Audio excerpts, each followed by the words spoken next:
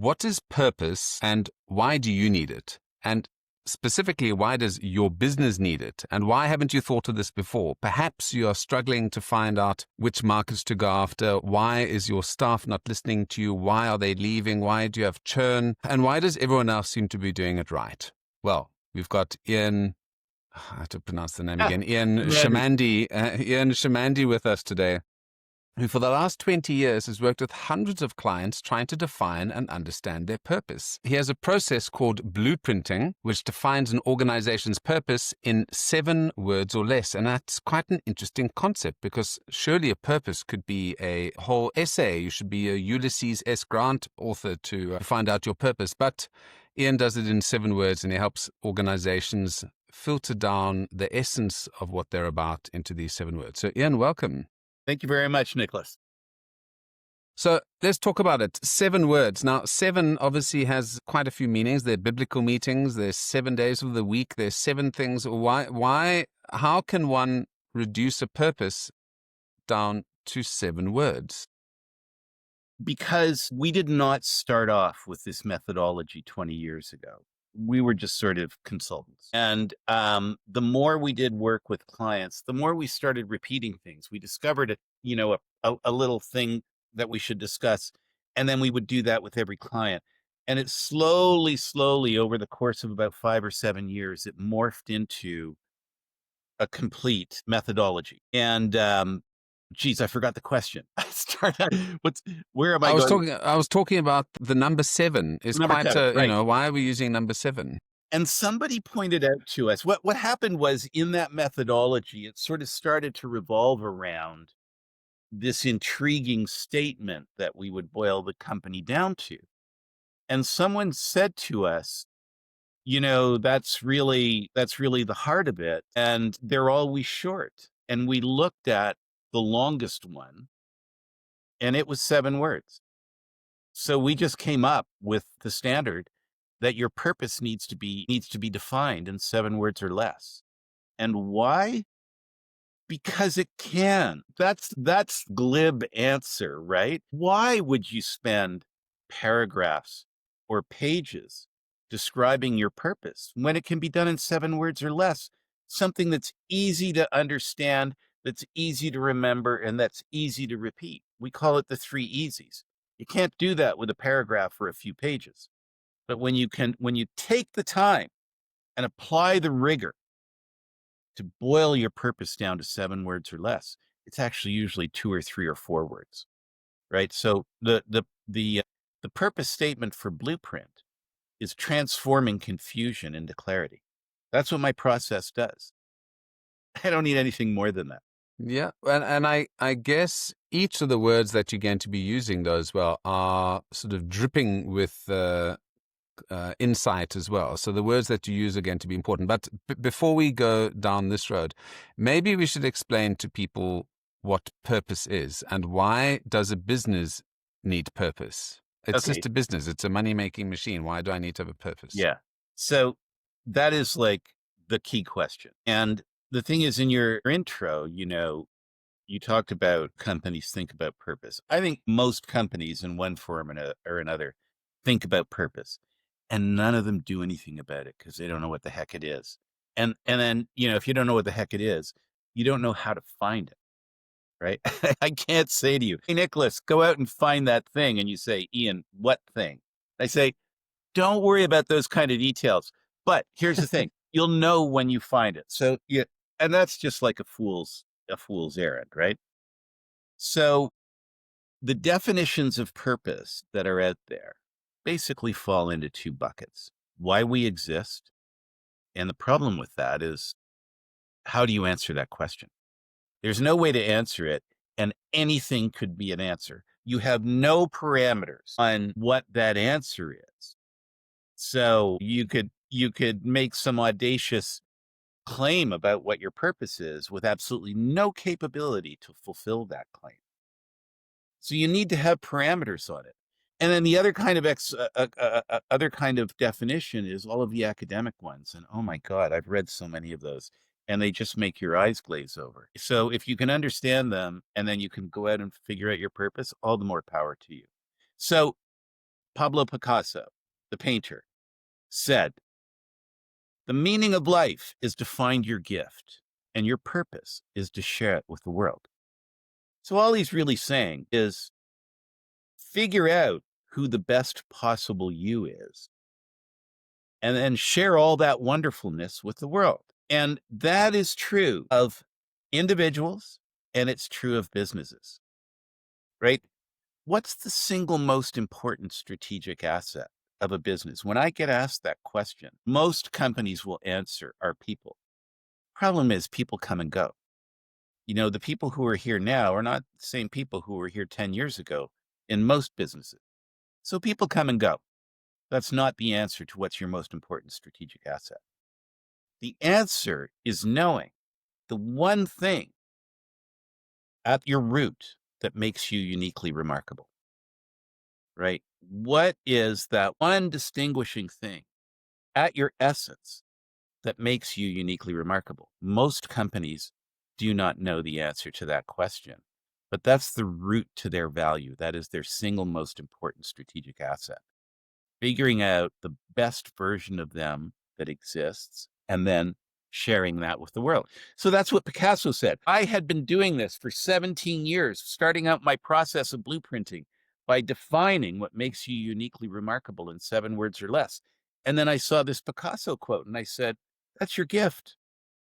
So I just changed his quote to, your purpose is to discover at your essence what makes you uniquely remarkable, your gift, and share it with the world.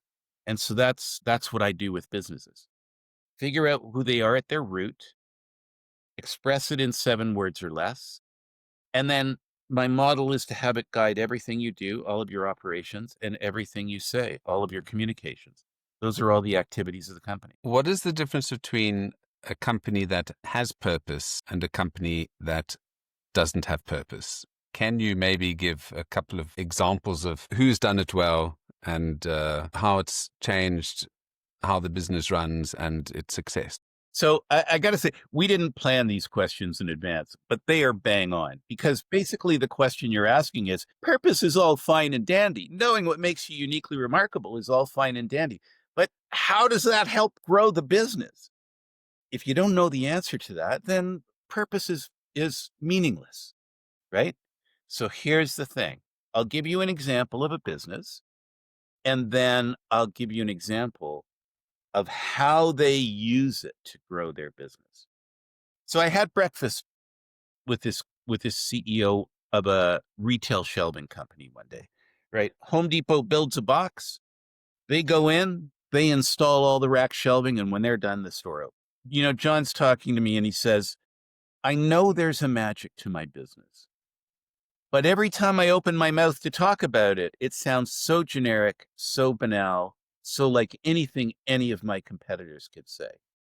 And I said to him, John, it's because you don't know what business you're really in. It's a bit of an arrogant thing to say to a prospect.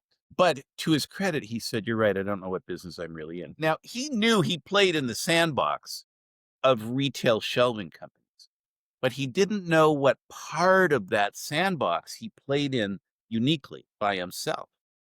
So he decided to do a blueprint. Now, the way we do a blueprint, it's the CEO and up to 3 key decision makers in the company are the draft team. We create the draft and then we start socializing it out and getting other input. So where the conversation got interesting in this company's blueprint was when they started talking about how they had been in business for 3 generations, right? Not 3 decades, but 3 generations.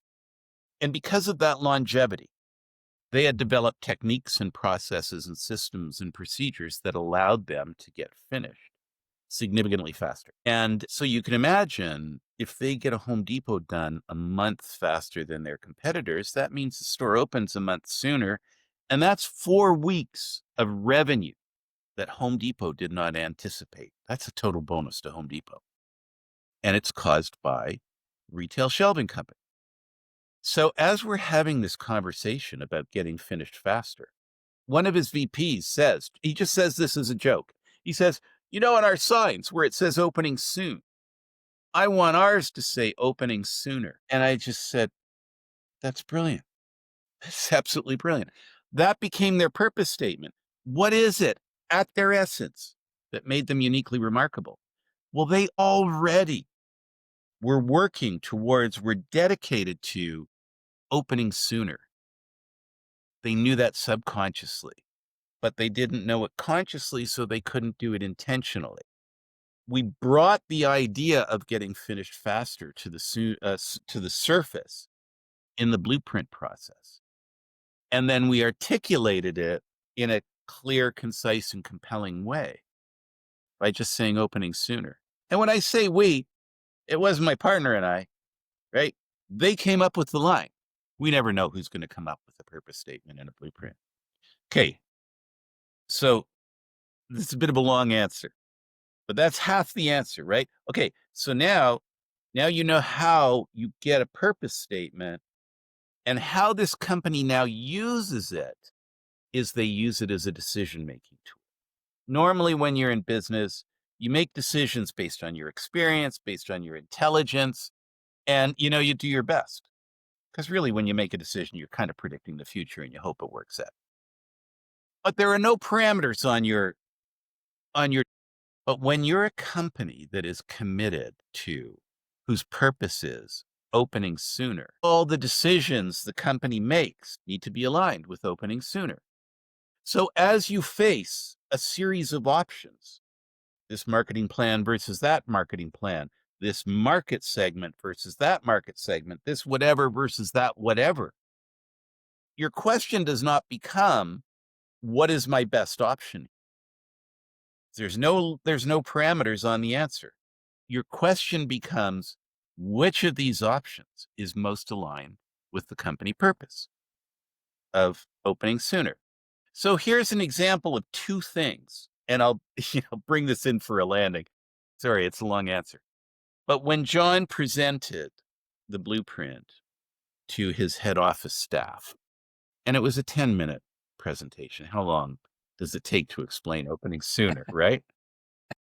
So when he was done, a 22-year-old carpenter at the back of the room, puts up his hand and he says, "Hey, we're going to be about this opening sooner thing. Then we should have a spot on our weekly time cards where every week, every one of us is required to write in a suggestion for how we're going to get finished faster." And it was like, okay, this guy just spent 10 minutes having a big strategic concept explained to him. His response was not, "What does this have to do with me? I'm a carpenter." Oh, or, will I get paid extra for doing this opening sooner stuff? No. His first inclination on hearing that story was building on it. And the receptionist, she wasn't really a receptionist. She was like the COO, but she said all RFPs flowed through her. And they were all submitted on the last minute of the last day, because that's how RFPs were always submitted. And she said, from now on, I'm going to count back 3 days from the client's deadline. And that's going to be our deadline to submit an RFP. Because I want even something as mundane as the submission of an RFP to send a signal that we're about getting finished faster, that we're about opening sooner.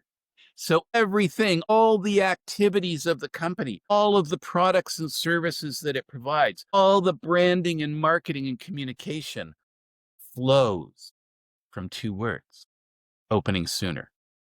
So that's how purpose becomes a practical, tangible, strategic asset for the company, because you are now making all decisions within the context of the one thing that makes you uniquely remarkable. Everything has to be aligned with that. And when you do, that means that all of the activities of the organization are a reflection of the one thing that makes you uniquely remarkable. All right. So, Ian, you're stealing brand agency's lunch here. So I like it, because I'm not, Nicholas. Actually, I'm not. No. Because purpose is such an important thing in brand, and it's something that perhaps isn't given as much love as it should be. Totally right. But here's the thing. So I read a book I actually took a course on a book in university. It was a philosophy book, and the author was a computer science prof at Northwestern University, which I think is somewhere in Michigan or Illinois or something like that in the U.S. I'm in Somewhere Toronto. cold. Yeah, somewhere cold. I'm in Toronto, Canada, and we're not actually far from there, but we're not as cold as them. Anyway, so in the book was called Gödel, Escher, and Bach. Gödel was a mathematician who rocked the world with his theorem. Escher is, the guy who does the optical illusion artwork that we all had hanging in our university dorms. And Bach is the guy, he wrote a few pop tunes and was quite successful at it. And he described these as three shadows cast from the same stone. And the book attempts to describe the stone. I'm stealing that metaphor.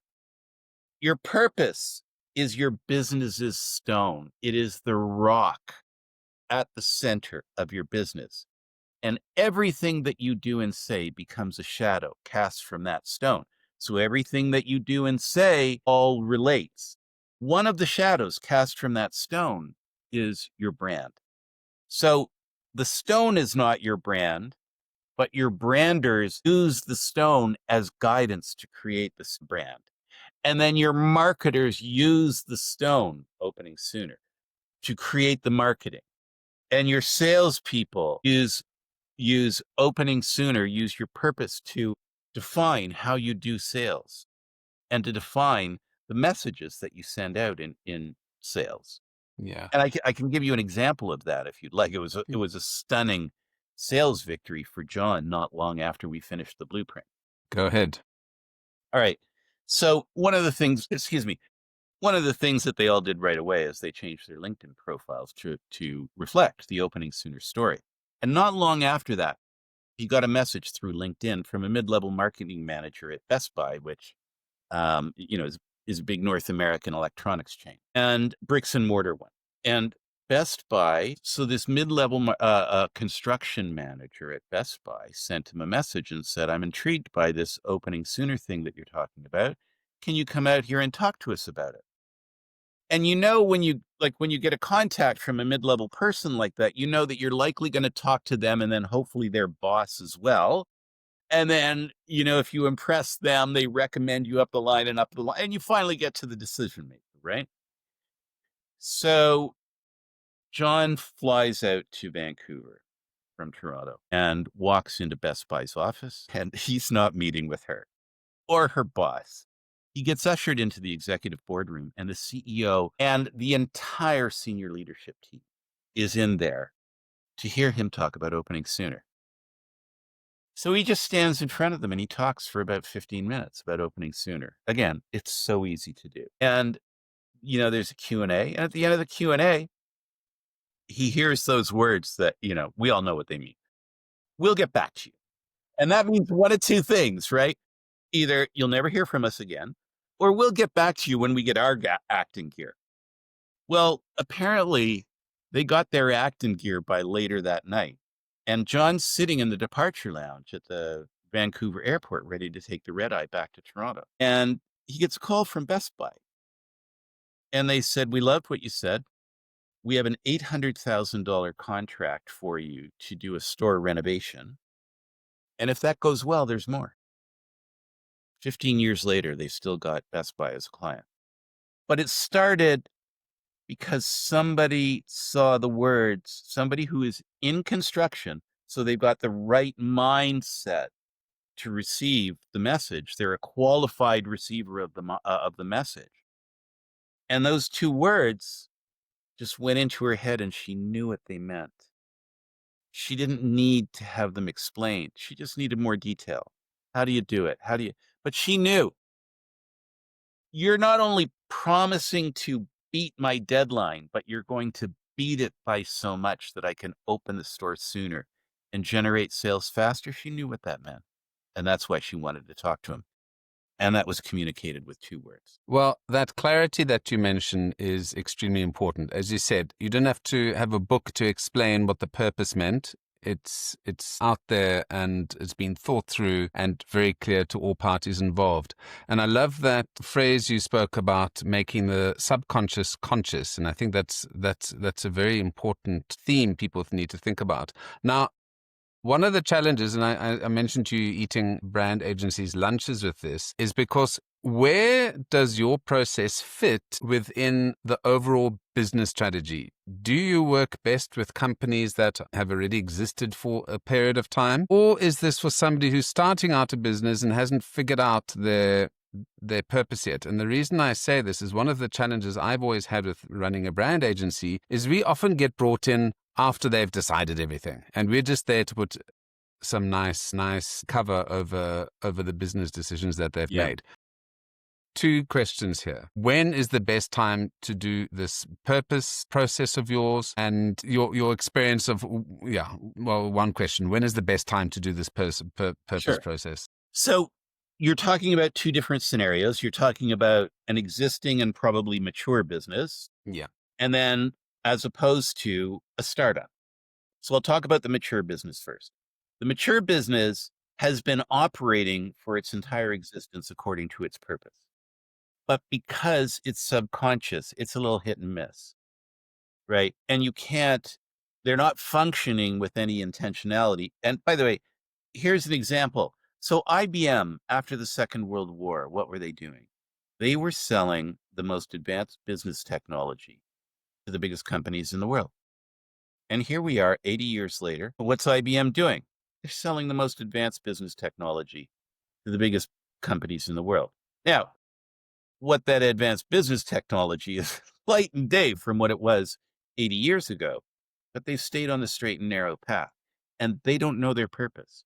But it exists inside the culture. So in a sort of hit and miss kind of way, it keeps it on path. When you can surface it. So for an existing company, even though you may be very successful, and that, by the way, most companies who hire me to do a blueprint are doing just fine. Thank you very much. But they want more. They're greedy. And I like that. And so for those companies, what it does is it takes all this stuff and it beautifully consolidates it into a nice, neat little package of opening sooner, right? So John's company existed for, as I said, 3 generations. Now, if you're a startup, I'm going to say something very controversial, which is every company started for the same reason. Virtually every company in the world started for the same reason. Because you And hate your boss. what's that? Because you hate your boss. No. You may love your boss Ex-boss. and still leave to start your own company, and you may even do that with your boss's blessing.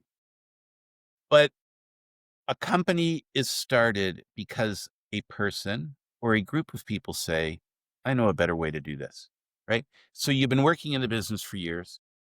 In the beginning, you just accept everything. And then you start to question and you say, that's good. That's not good. I wouldn't do it like that. I do like doing it like that.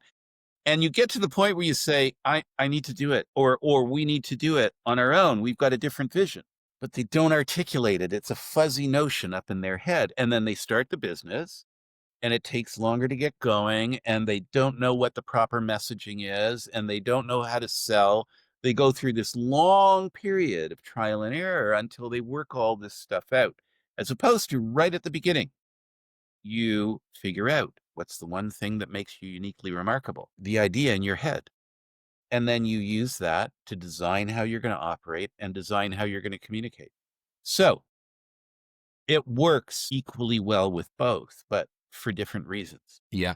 I think if startups can figure out their purpose earlier on, as you mentioned, it can create tremendous value. It helps you figure out who you should hire, who the right clients are going to be, what suppliers you're going to tie in with. So it really does help filter out, because when you're a startup, the whole world's your oyster, and that's the problem. There's too much. So with purpose, it really can give you that blueprint, as you mentioned, in terms of what to avoid versus what to do necessarily. Yeah.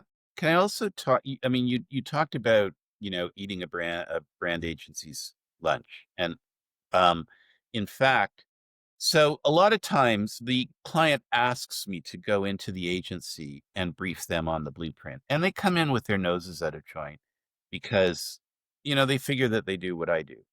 And the thing is that they don't because they can't bill for it. They can't charge. So all they can do is a very rudimentary version of what I do. It's short and it's sweet and it sort of puts lipstick on a pig. And I understand why they do it because they have no clarity from the client about what its core value is. So I go in and I present to the agency. They got their noses at a joint. And then at the end of the presentation, they say, you know what? For the first time, I know what to say about this client. And so I haven't been very successful in this, but I have tried to create strategic partnerships with brand agencies to say, look, if you do a blueprint first and you're in the blueprint, you should be, right? This is how you, as the CEO of a brand agency, get involved at the point that you want and should get involved, which is right at the very beginning. You sit in on the blueprint. So you're listening to and contributing to the creation of it. But here's the thing. When you pick up a new client, they will either give you a little project, see how you do, and then they'll give you more and more depending on how you prove it, or you get the whole enchilada right at the beginning. But it's a big thing to try and figure out. When you sit in on the blueprint, one of the colloquial ways I describe the blueprinting process is we tear your business apart. It's sitting in pieces on the table. At some point in that discussion, your purpose statement pops out. We have a way of bulletproofing it to make sure it's right.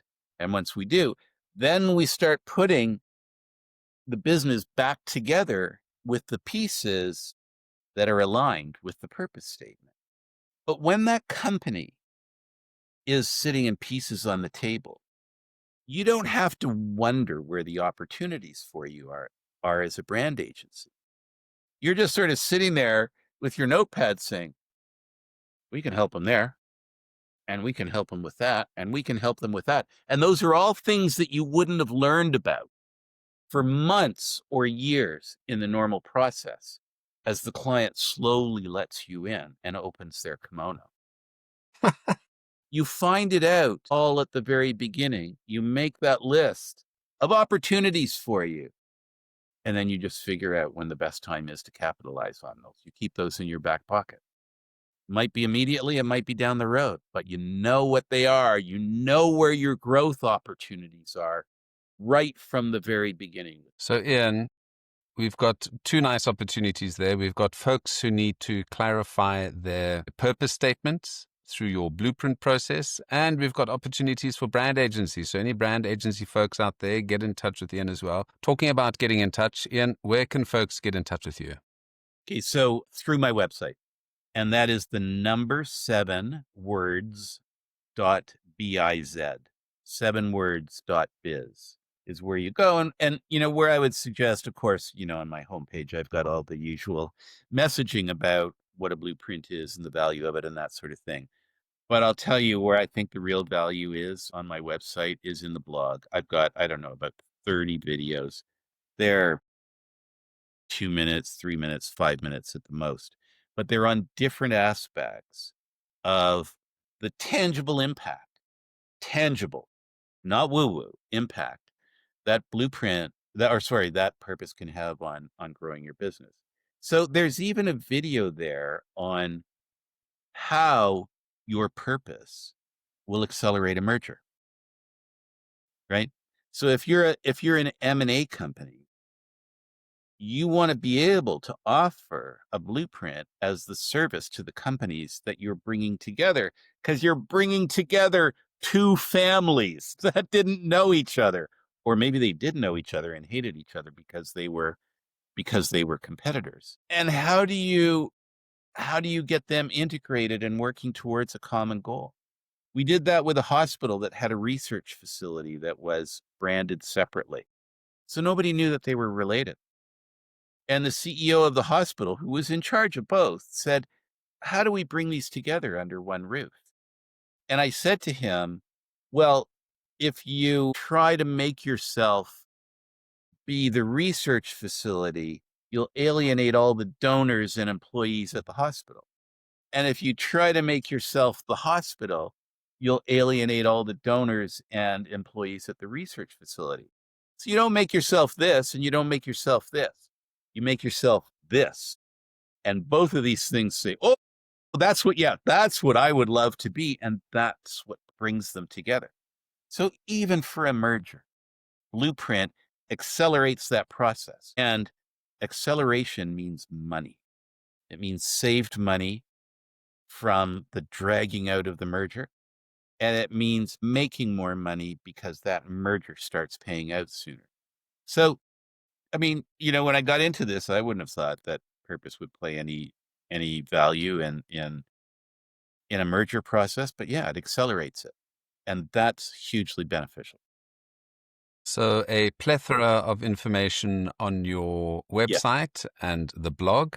So Ian, thank you. That's been fantastic. I think all of us should think a little bit about our purpose and how it can impact on our business and help us open sooner as well. So thanks, Ian.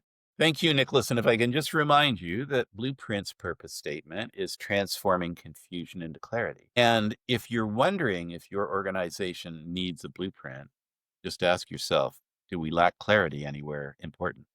If the answer is yes, give me a call. Yeah, your line should be buzzing. Thanks, Ian. Thank you, Nicholas. I really do appreciate your comments. So why not go and watch this live on YouTube or go to my website, kuhne.no. That's kuhne.no for more information.